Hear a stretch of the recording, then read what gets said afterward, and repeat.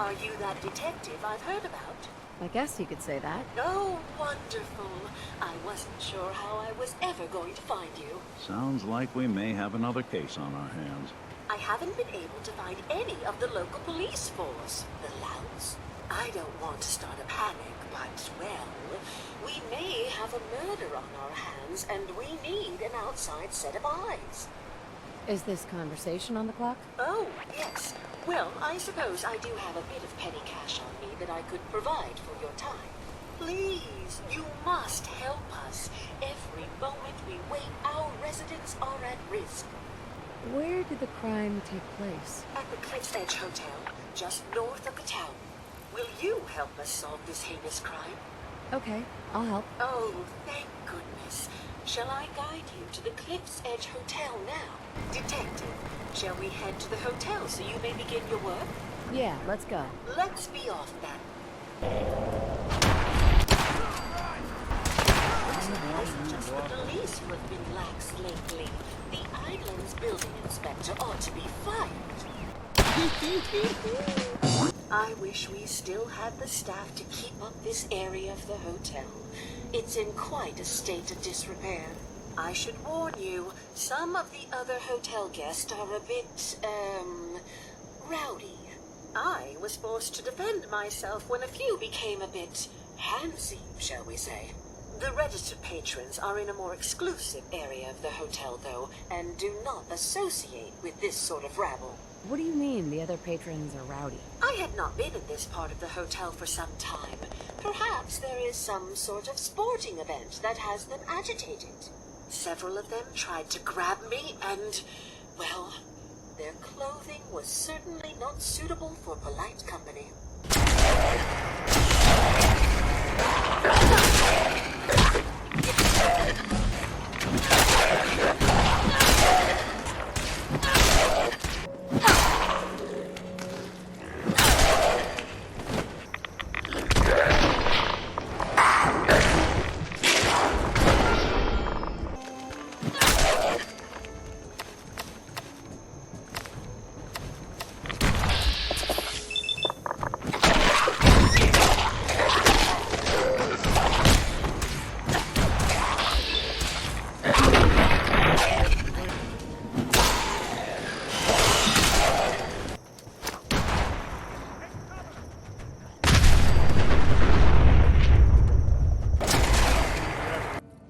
Well, this place just got a little more interesting.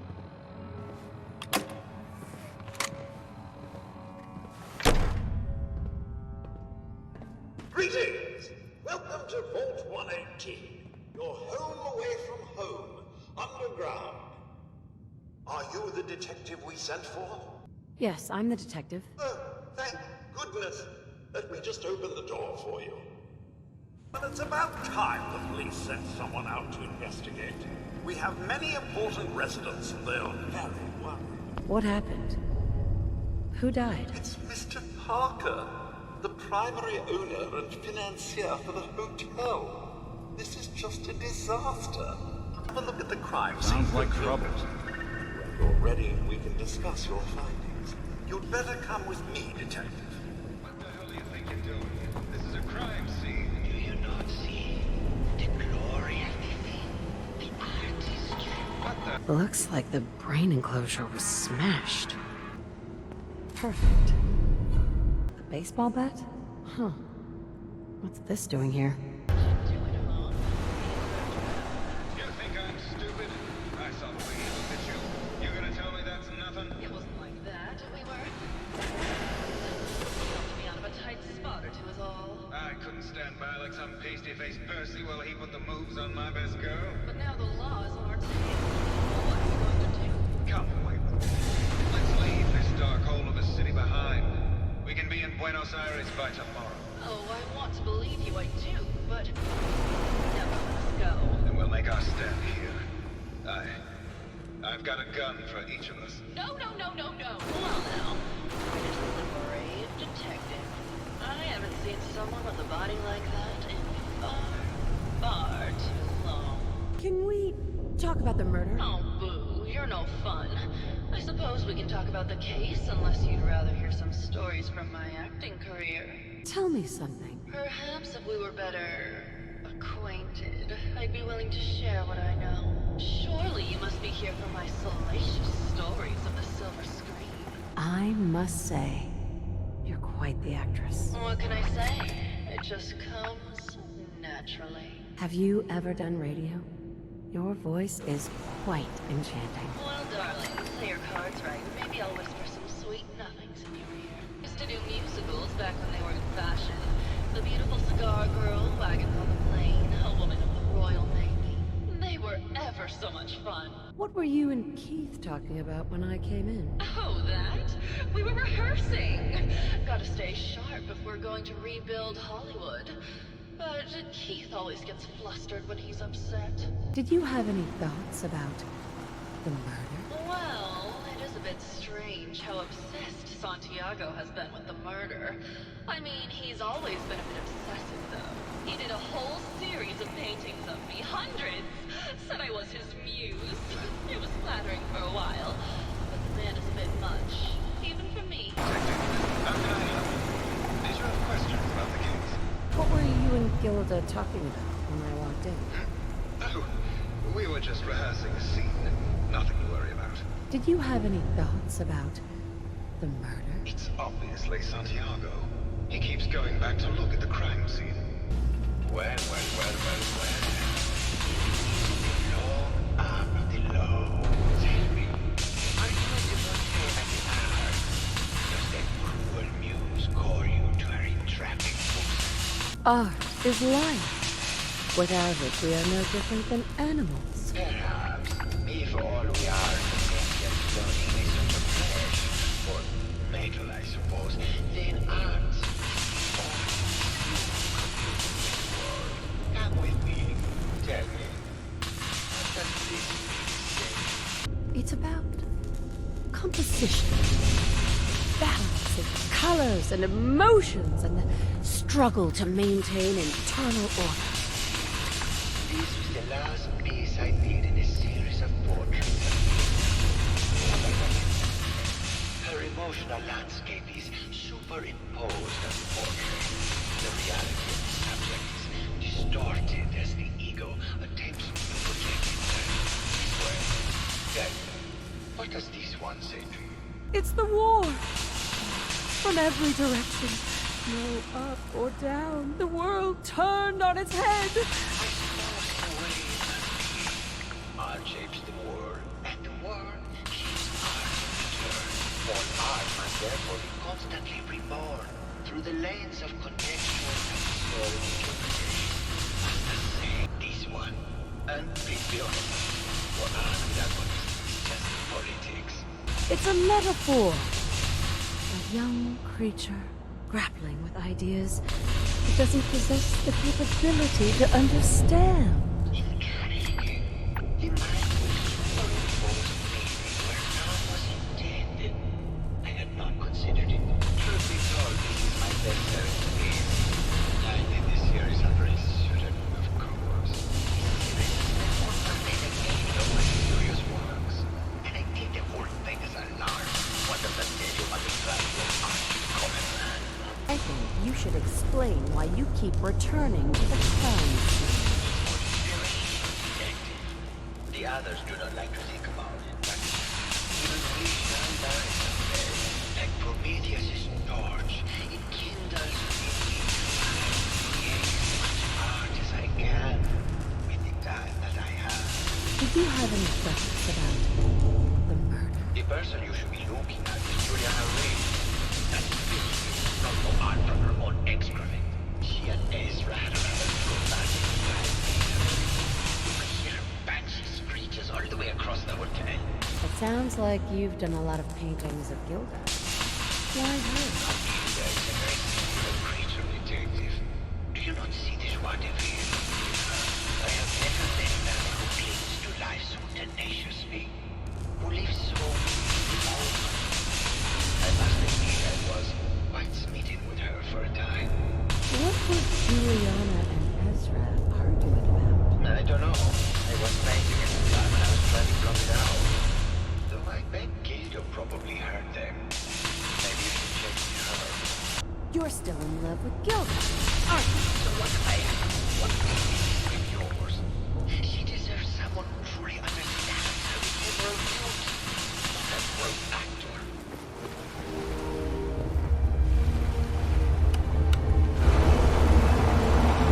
Hey there, Tiger. You have more stories about my acting career or something else? Can you answer some questions? Sure, darling. What did you need? Apparently, Juliana had a big argument with Ezra a few days before he died. Do you happen to overhear any of the conversation? Oh, yes. I haven't seen a woman go off like that since Teresa Dubois fired her costume designer. But to get back to your question, it was some fever-pitch detective. She had apparently gone to the overseer's office to check on the state of things and found it in horrible disrepair. But, and this is where it gets interesting, it sounded like she found something that really set her off. Couldn't hear what though. Did you need something else? I've gotten the impression you had an affair with Sanjay. Look, I love Keith, I do. But sometimes he just can't give me the attention I need. Girl gets lonely, detective. It only lasted a few dozen years. The man's a bit much, even for me. Think anyone actually in here? Did you have a question about the heinous murder? I heard you had a big fight with Ezra a few days ago. Care to explain? Oh, well, it wasn't that big a deal, really. He wanted more money to pay for repairs on the hotel. I wasn't feeling well that day and lashed out a bit at the poor man. I really should have listened to him more. Did you have any thoughts about the murder? If you ask me, it's one of those actors. Or that horrible painter. Their type is always the cause of violence. What's with all the junk in here? These are our things. We're just waiting till the war blows over so we can bring them back to mansion. Hello again, Did you need something? Have you noticed Juliana acting strangely lately? Oh, well, I'm probably just being paranoid, but she's been so much more pleasant lately. I mean, it's been nice, but also a bit unnerving. Most people don't really understand us, but I always appreciated how she can just take charge of a situation. It's what allowed me to focus on my research. I'm worried something has happened to her. She doesn't seem like the same person. What do you mean? Juliana's not the same person. My wife has always been a very harsh woman, detective. I don't know who it is in our rooms, but that is not my wife, detective. I heard that Juliana and Ezra had an argument a few days before he was found dead. Tell me about that. Well, I was in my lab at the time, so I didn't hear it. But Juliana has always been rather critical of Mr. Parker. I think she found something in the overseer's office. I wasn't listening when she told me about it. I kind of had my head in my research. I don't know, really. I try to let her handle all the money stuff. Your residents are robots. Not robots, Detective. Well, not exactly, anyway. I believe the term they use is robo-brain. Back before the war, the residents decided the best way to wait it out was to put their brains inside robotic chassis. I found the murder weapon. Oh no. That's the bat from Mr. McKinney's movie. You don't think he could be involved, do you?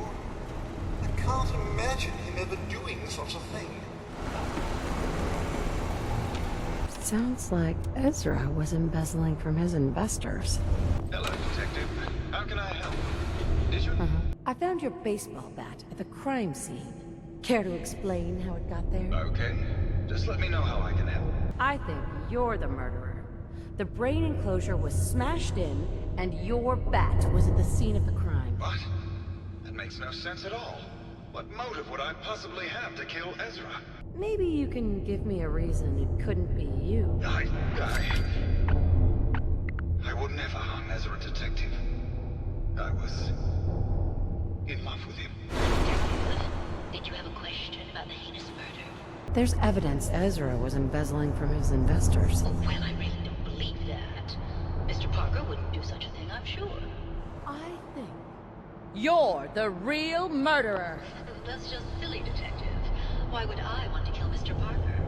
Maybe you can give me a reason it couldn't be you. I'm sick all the time, Detective. I don't have the strength to do such a thing. Ezra was embezzling your money. That's why you killed him and framed Keith. You were so close, Detective. It's a shame.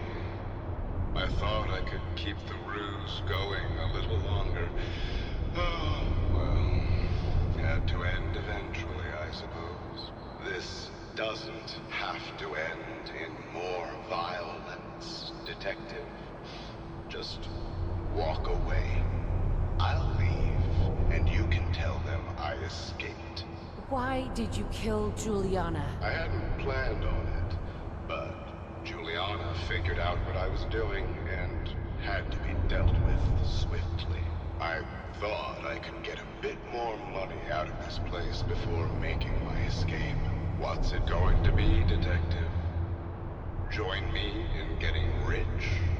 Or die defending some outdated ideals? Not a chance. Your murder spree stops here. Then let us end this.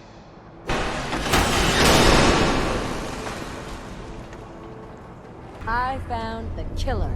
It was Ezra. He killed Juliana and took her place to hide his tracks. My word! I never thought Mr. Parker was capable of something like this. What happened when you confronted him? Turns out robo-brains can eat. And I served him up a heaping helping of justice. Well, bravo, I suppose. Here you are, Detective. Payment for your services and a bonus for uncovering such a heinous plot. I don't think we could have done it without you. Good day!